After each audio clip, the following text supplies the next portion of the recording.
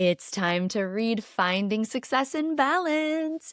This book I wrote 10 years ago, and I want to see if I have changed and evolved or have different perspectives since I wrote it 10 years ago, or is it possibly a timeless piece of art? So I know that my life has changed a lot since I wrote this book, but I'm going to be able to share all of that information with you as we read together. So, first things first, purple, still love the cover, have absolutely no regrets. The dedication is always fun to write and probably my favorite part, but the thing that has shown me that life has evolved. So my kids were, 6 and 4 when this book came out, and they're 16 and 14 now. So it's pretty crazy. But I said, for my super silly and cute babies, oh, they're not babies anymore.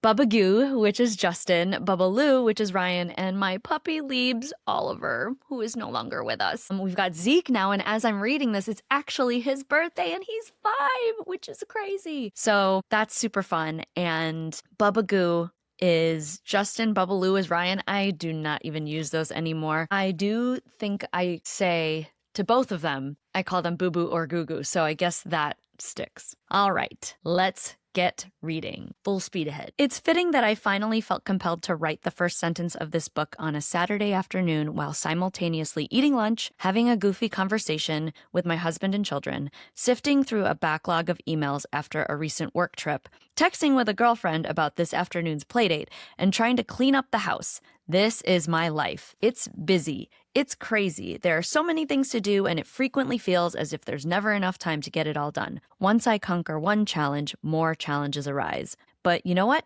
I love it. Every single minute of it. So here's something interesting. I don't think I've changed. I think that the challenges have changed in the last 10 years, but it's still as crazy. Maybe it's a little bit less crazy because I'm just getting older and I'm having to require more time to replenish my energy, but it still sounds the same. That still checks in. I don't know if I could say I loved it before now, though. I always used to feel overwhelmed, defeated, and exhausted from everything I had to do. Raising a happy family, having a successful career and making good money, fitting in time for those I love, trying to find time to exercise and eat healthy, and making time for some plain old fun. I often went through the motions and spread myself too thin just to do it all, but despite the fact that I was accomplishing things, I didn't feel like I was executing well. On the surface, I had a successful life, but more frequently than I desired, I still felt unhappy, unfulfilled, and stressed. Then I made a huge life change because I was sick of sacrificing my happiness for all the things I had on my plate. I was sick of letting the never-ending checklist rule my life. I no longer wanted a successful life that someone else defined. It was time to take control and improve the quality of my life while still getting it all done. Fast forward to the present. My life has completely changed for the better. I can confidently say that I'm happier now than I have ever been. I can have the fun I want in my life, and although I'm still extremely busy, I am more productive than ever before. My friends feel like they can't keep up with my whereabouts because I'm traveling so much, yet they are amazed I can still find time to give them love. I get to spend way more quality time with my family than I could before. I'm in the best physical shape of my life. I have a career I absolutely love. I have the confidence to go against the grain and try new things because I just don't have anything to lose anymore. I'm not going to say it was an easy path, and the journey is definitely not over, nor will it ever be. I still experience hiccups here and there, but I'm able to think more objectively and can efficiently resolve problems that arise. The rewards I receive from my hard work, commitment, and dedication to improving my life are absolutely worth it. I write this book to share with you how I got here in the hope that I can represent what is possible and to inspire others to do the same for themselves. So here's an interesting thing about reading all this. In the last 10 years, we obviously experienced a pandemic, something that all of us couldn't expect was going to happen. All of these things saying, I was in the best shape of my life, like those were all true. And I think what's really, really interesting about now is that I've been working so hard to maintain those things, and some things have fallen, some things have shifted. This year in particular, I'm spending a lot less time socializing because I do so much socializing in my work. And it's really interesting how the sources have changed and shifted. I still do feel the same sentiment of, I'm really proud of where my life is. I do think that it is more balanced now than it was 10 years ago. So there was still a lot of lessons that I needed to learn in the following 10 years. What's also funny is that sometimes I have to go back and read my book to remind myself of the lessons that I taught, because this was a lot of heavy thinking. So I'm kind of glad that I have this, and it really is inspiring me to not give up on writing a second book, because this is a legacy that I can leave behind. It won't go away. So what is the cheerful mind? My name is April. Yes, with a Y. And because it's the first question 85% of people ask when they first meet me, yes, I was born in April. I am the Chief Energy Officer and certified professional coach for the Cheerful Mind, where I work with overcommitted individuals who are seeking a better balance in their lives. I coach clients in both private and group sessions and host workshops, retreats, and events to help them. When people work with me, they get the result of finding the time and energy to get it all done, all while living an awesome, kick-ass life. So this is really funny because I have always struggled to figure out how to explain what it is that I do. And in essence, this is what it should be. I think how I help people is a little bit different and a little bit more focused, which is awesome, right? I now educate people through my books and my writing and my podcast.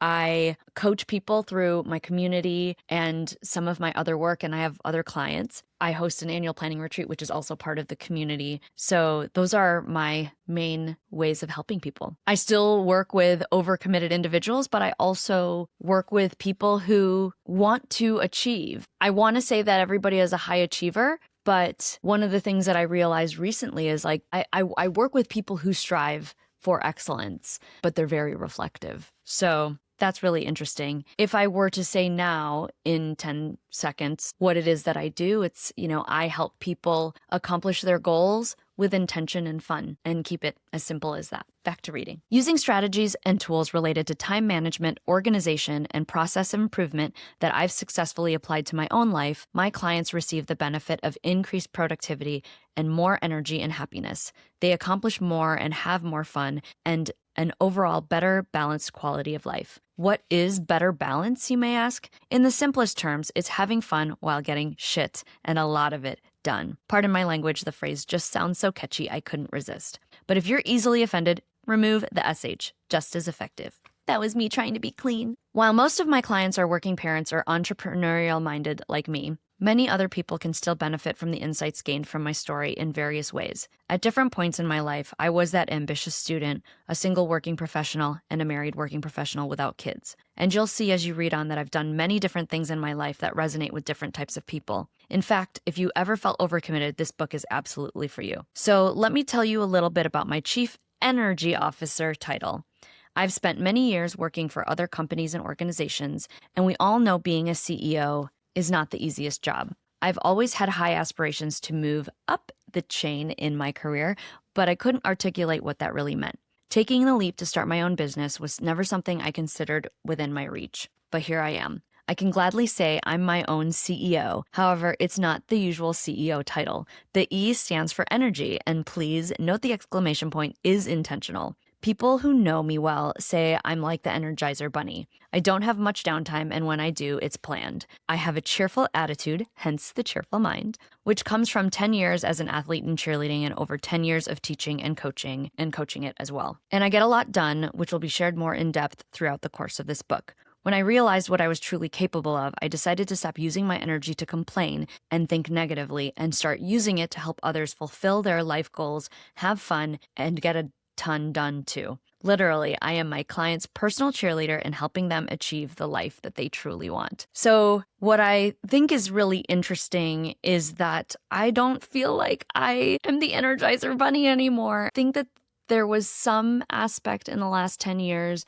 that has chilled me out even more. I was 36, and then, as I will be turning 46. Yeah, I think that that's just old age. I think I still have the energy, the positive energy, but I am definitely not the Energizer Bunny. Okay, next. How the Cheerful Mind started. The origin of my business is an interesting story. Prior to leaving my last job, I was speaking with my doctor about how to slow my mind down a bit. She recommended I see a meditation specialist and referred me to one she knew. Now, I had never been the type who could sit still for long, and I definitely didn't think meditation was my thing. However, I have always been open-minded and willing to give anything a try. So I met with this man who practiced meditation and Buddhism for over 20 years. He runs a center in a northern suburb of Chicago. In the hour-long meeting, I told him my story, and he provided me with some powerful and interesting teachings. I was mesmerized by the thought of looking at my life through a different lens, although I wasn't quite sure how I could get there. We then practiced meditation. For the first 5-minute trial, I giggled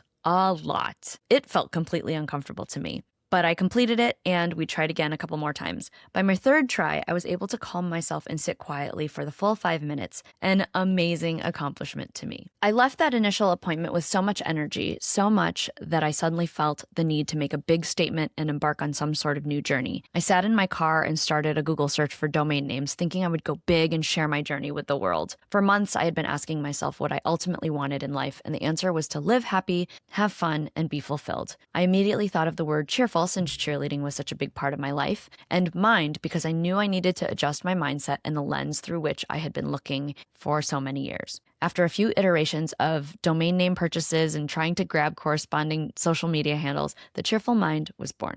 Now, I had absolutely no idea what the hell I was going to do with it.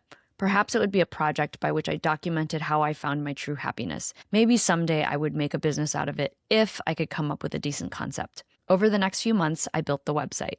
I highlighted my strengths based on my education and career background: attention to detail, problem solving, organization, time management, bringing order to chaos, streamlining processes, strategy. And my working style: I like big picture thinking, but at the same time, I'm very hands-on and I love interacting and collaborating with people. I realized I could have so much fun helping people figure out ways to streamline their lives to achieve a better work-life balance and ultimately be happier as a result. Throughout numerous lunch conversations with friends, many asked me if I'd ever considered becoming a life coach. I didn't know much about coaching at the time, but I knew it would mean more school, and I wasn't mentally ready for that. Several months later, I decided to look into life coaching certifications.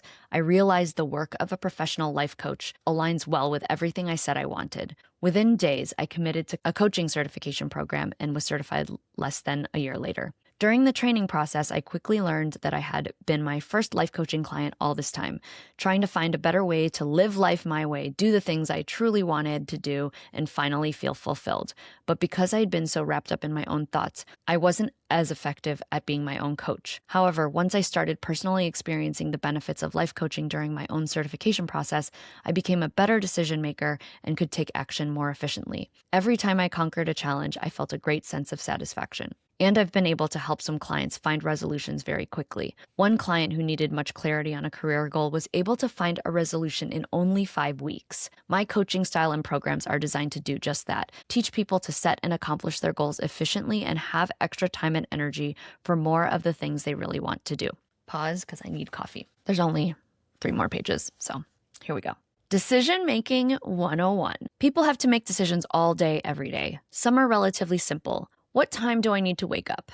Where am I going to eat lunch? My phone is ringing. Should I answer? Some take a little more thought. Which of my friends do I want to call for a night out this Saturday?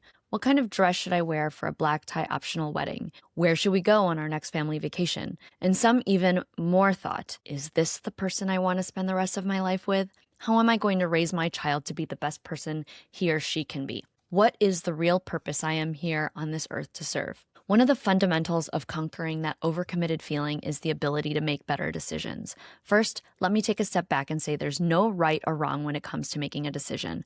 This may sound crazy to some, but it was a lesson that once I learned to accept it, and trust me, I can be pretty stubborn, made my life much more easy to navigate. Every challenge presents an opportunity for you to decide which direction you want to take. That decision leads to another opportunity, and the cycle continues. There are no problems here, only solutions. Second, the only decisions you can control are your own. Everyone is going to make decisions around you, and those decisions will impact the decisions you make. All of this holds so true, and I feel like this is stuff that I talk about all the time. I think that the hardest part about taking action in this world today is understanding that you can make decisions and that other people will make decisions around you that will then validate or invalidate the decisions you made. And it's really important to make sure that you don't put yourself in a position where you constantly make decisions and then doubt yourself because things don't come out the way that you anticipated them to be,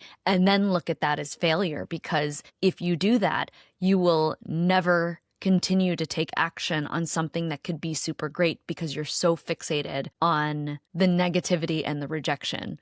And I'm saying this as someone who still struggles with that to this day. But in theory, I know that it's always important to remember that the decisions that you make will also be impacted by decisions that you can't control. So, how do you make a good or better decision? Here's my advice. Step 1. What does your gut tell you? Yes, the first thing I want you to tap into is your intuition. Which way is it leading you? Write that down. Step 2.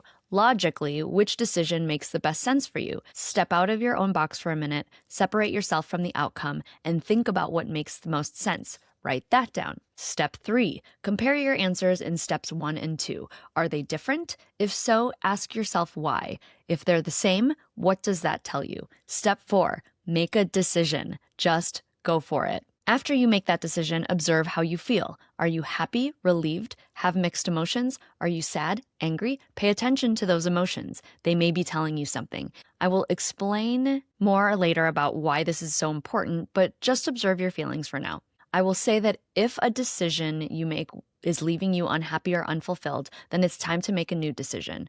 And do your best not to dwell on what you believe is an unsuccessful decision. You absolutely need to make that decision before you can even see the one you consider successful, which basically reiterates what I just said. So that's fun. This is very interesting too, because now 10 years later, I'm taking this same decision process and putting it into something that I created called the accomplishment loop. Didn't even know. So I kind of was setting a groundwork here. Last section. Balance and the wheel of life. The chapters in this book focus on the various areas of life based on a coaching tool I use with clients called the Wheel of Life that identifies one's level of satisfaction in each of those areas. The topics include family, career, fun, health and wellness, money, relationships, spiritual awareness, and personal development. Each piece is important to the life equation, but they look different based on the individual. The wheel concept was actually introduced to me some years ago during a lunch seminar at work. It gave me greater perspective on where my life currently was, how I felt about it, and where I was yearning for greater satisfaction. That was probably the first time I knew I needed to make some changes in my life. In this book, I share my story of how I found or am still trying to find or improve my definition of success in balancing all of these areas. Several important things to note. First, my path and my decisions are a result of an unending series of trial and error experiments, and I didn't stop until I was happy with the result, readjusting along the way as needed.